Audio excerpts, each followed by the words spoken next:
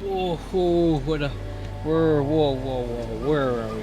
Today, we're back here with Eric, and we're headed down to San Diego. My boy here, Eric, decided to do something really freaking crazy and convert one of his M3s into an M3 wagon.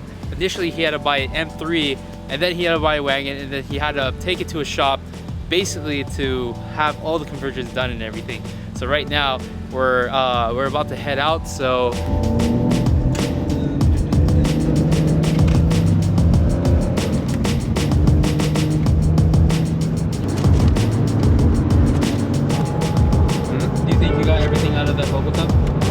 So we're here at 2M Auto Works, and then so Eric's kind of getting the rundown, and then once Eric gets the rundown, we can go in there together, and Eric's gonna basically walk us through what they've done already and what is there left to do. So Eric, if you can, please guide us inside, and let's check out the E46 M3 Wagon Conversion. So you have all the interior taken apart behind you, so everything is on the ground. And then here's stripping the interior of the wagon and also the M3.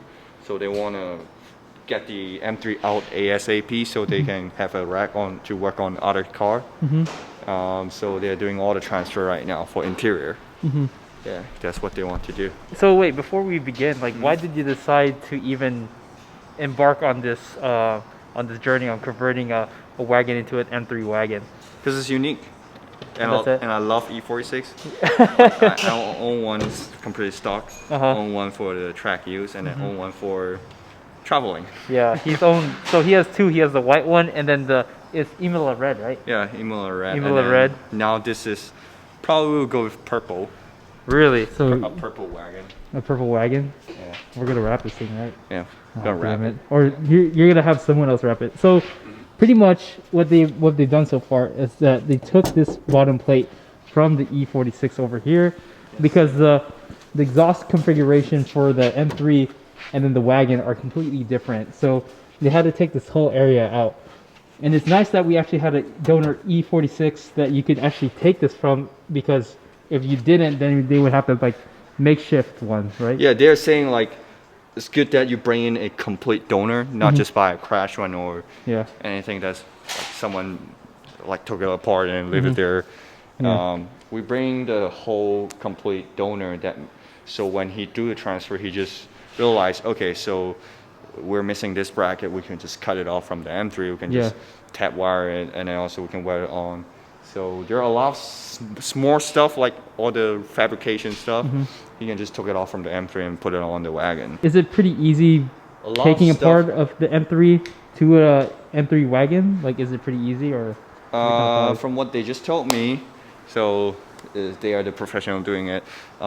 They told me I brought in a wagon in a all-wheel drive. That's a problem. Oh, really? Because some places for the mounting the transmission, and also some places for them to mount the subframe, the front subframe is a little bit different. So just a note, like if you want to do this project, buy one that's not all-wheel drive. Get the two-wheel drive version. I made a mistake on that. But they managed to cut off some parts on the M3 and then fabricate it, and it works. So look at this thing, like they've stripped out pretty much almost everything, and they're almost done stripping out everything else inside, right? Yeah. Or there's still like a few things to go. I mean, they're basically done. I mean, it looks like it. The carpet is still lasting. And then the door card, I mean, the door card doesn't matter, they can do it later. Yeah. And once they told me the speaker are done, do I want to upgrade it? Yeah, so the speakers are done. I mean, as in done, like they don't work anymore, so Eric's gonna have to upgrade that. And I bought a complete black interior for the wagon. Oh, nice. Yeah, I bought it from Texas.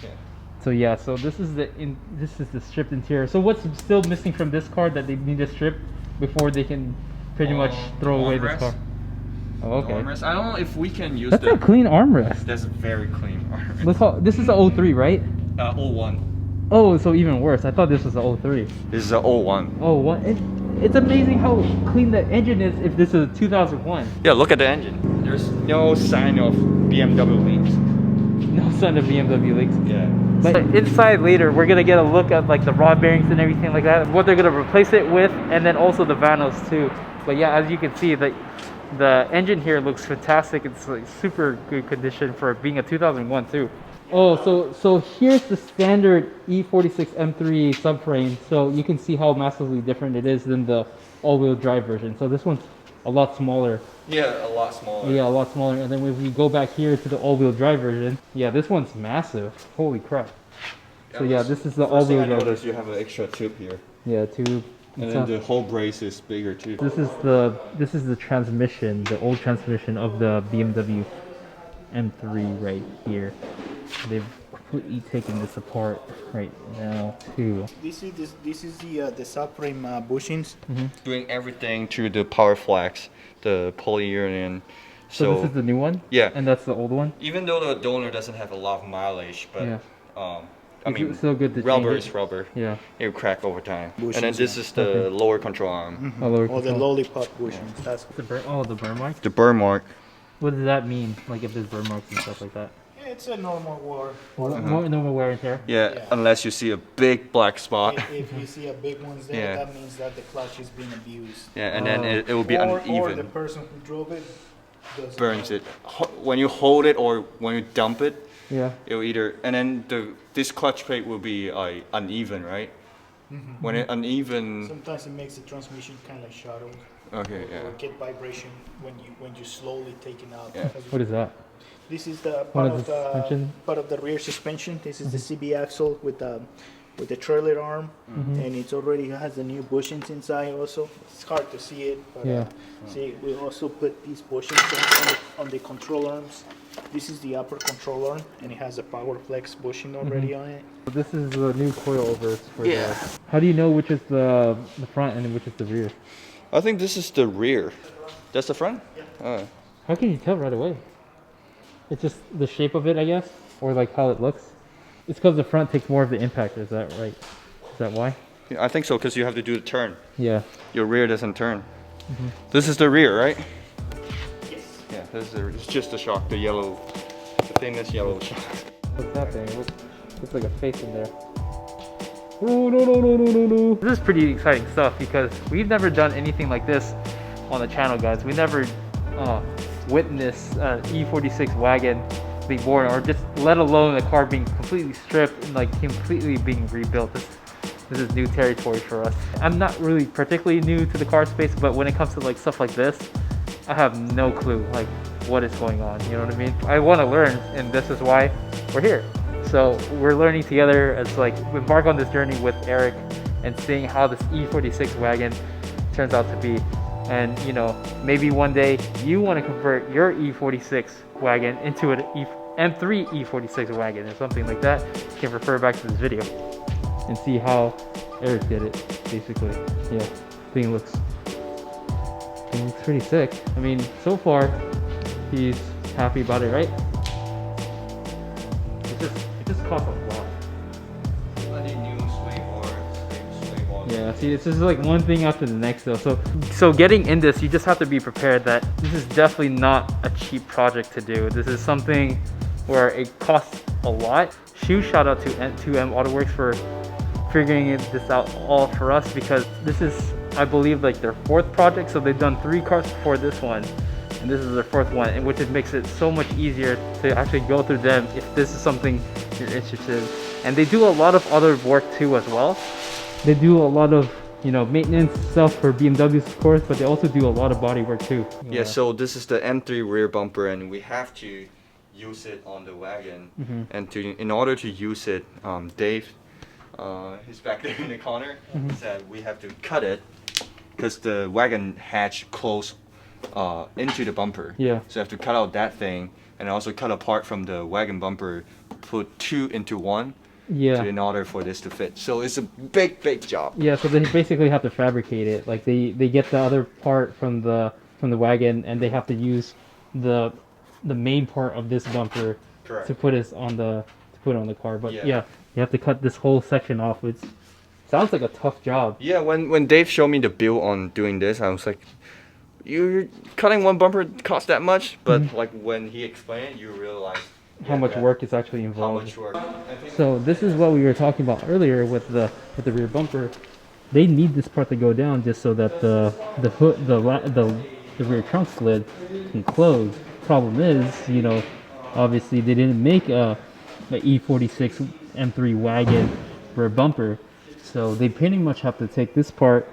They pretty much have to cut this part and fabricate it and what do you call it, slap it onto the old M3, the actual M3 coupe rear bumper, so that it can go flush. And that alone right there is a lot of work. Yeah, so here guys, we have the old rub bearings right here, and then the ones next to it, these darker gray ones, are the new ones right there. Correct. Those are the new one that's going into my motor.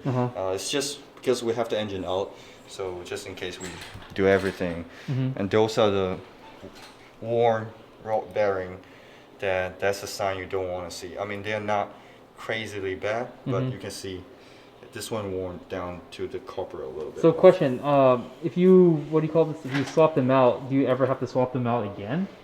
Yes. Yeah, you still have to? Yeah, so here's the big three of E46 everyone is scared of. Yeah. The rod bearing, the subframe crack, and the vanos. So we're doing all three on the wagon just to prevent, I mean, we don't know how bad is the rod bearing, but the engine is out, so why not just do it? Might as well do everything. Yeah, I mean, the engine's out, why not just do the the vanos? Where's the vanos go?